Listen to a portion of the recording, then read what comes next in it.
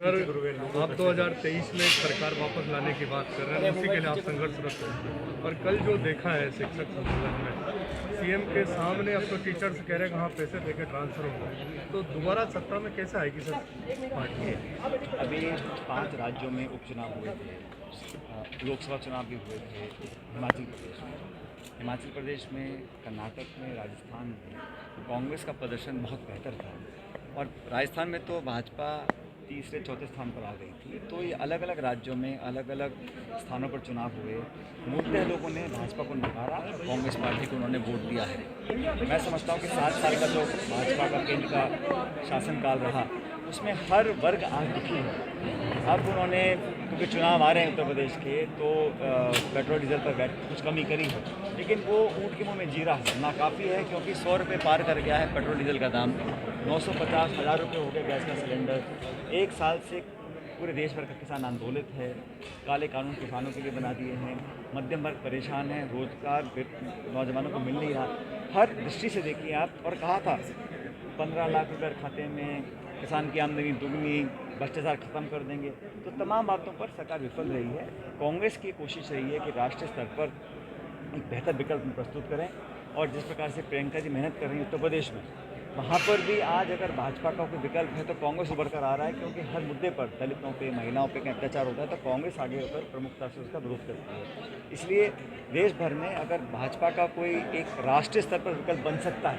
अपनी क्षेत्रीय पार्टियाँ भी हैं, उन सबको साथ लेकर अपन काम करेंगे, लेकिन नेशनल लेवल पर भाजपा का विकल्प अगर कोई बन सकता है तो सिर्फ कांग्रेस बन सकती है। इस दिशा में हम काम कर रहे हैं, और मैं हर बार इस बात को बोलता हूँ, जहाँ हम शासन कर रहे हैं वहाँ अगर हम पब्लिक को और मजबूती देंगे, उनके साथ और सहानुभूति रखकर काम करेंगे, तो निश्चित रूप से हमारी सरकार दोबारा बनेगी, चाहे वो पंजाब हो, चाहे वो राजस्थान हो। 23 में चुनाव राजस्थान के अंदर है, 22-23 महीने का समय रह गया। इसलिए इस तरह की सतर्कता सोनिया जी ने, प्रदेश की सरकार ने, एआईसीसी ने दिखाई है। मुझे पूरा विश्वास है कि अगर हम और कार्यकर्ताओं को मेहनत से मान सम्मान देंगे, पब्लिक में जाएंगे, तो निश्चित रूप में 23 में जब चुनाव होंगे तो वहाँ कांग्रेस की सरकार दोबारा राजस्थान में बन सकती है। सर, 13 से 18 का जो आपका संघर्ष था, उसके बाद पावर माई पार्टी, आप बार बार कह रहे हैं उन कार्यकर्ताओं को सम्मान, और अब तो जब टीचर्स कह रहे हैं कि पैसे दे के हम ट्रांसफर करवा रहे हैं। जहाँ तक शिक्षकों की बात है उस पर आप देख चुके हैं कि मंत्री जी और मुख्यमंत्री जी दोनों ने कहा है कि एक पॉलिसी हम लोग बनाएंगे ताकि किसी को गिला शिकवा ना रहे, और पारदर्शिता से काम होना चाहिए, सिर्फ एक विभाग में नहीं, हर विभाग में। क्योंकि हम लोग जब विपक्ष में थे तो हम लोगों ने भाजपा का पर्दाफाश किया था, वसुंधरा जी की सरकार में तमाम तरह के करप्शन होते थे, हम लोगों ने उसका पर्दाफाश किया, जनता ने हमारी बात को विश्वास किया, उस बात के ऊपर हमको वोट दिया, और पहले कांग्रेस को अच्छा बहुमत मिला, फिर हम 50 पे रह गए थे, एक बार 20 पे रह गए थे, तो उस क्रम को अब तोड़ना चाहते। मैं समझता हूँ कि अगर हम अच्छे नौजवान लोगों को, ताकतवर धरातल के लोगों को मजबूत करके चलेंगे, और कार्यकर्ताओं को एहसास होगा कि इस शासन में हमारी पूरी भागीदारी है, तो निश्चित रूप से हम लोग 23 में उभर कर आएंगे और दोबारा सरकार कांग्रेस पार्टी। और कोई सवाल?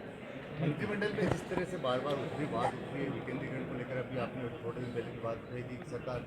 गंभीर है, केंद्रीय नेतृत्व भी आपका विचार कर रहा है, तो क्या कब तक होने का कुछ है क्या ऐसा?